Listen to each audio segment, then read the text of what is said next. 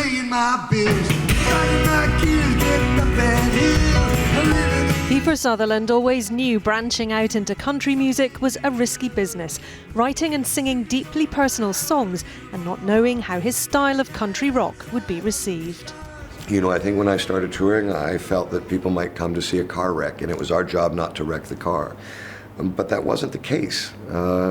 People that came to the show, they wanted us to be good and they wanted us to do well. And I was really moved by that.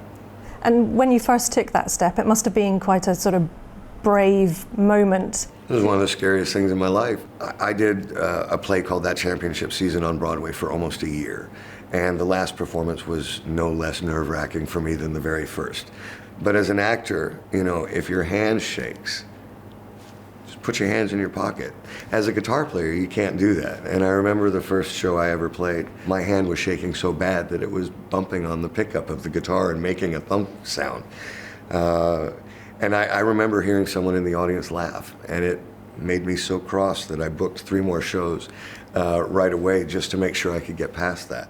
Kiefer Sutherland is perhaps most famous for his action role as federal agent Jack Bauer in the TV show 24, for which he won an Emmy and a Golden Globe. Most recently, he's played the President of the United States in Netflix's Designated Survivor.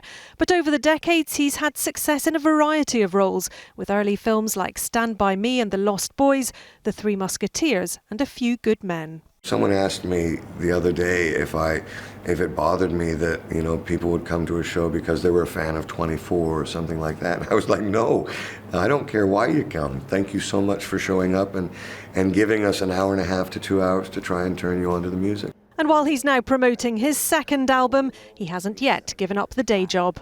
I'll work as an actor to the death if they let me. So it's one of the great loves of my life. This is just another form of expression that I'm enjoying as well. Now this is how it's done. A man of many talents, and he says with much more music to share. Martha Fairley, News at 10.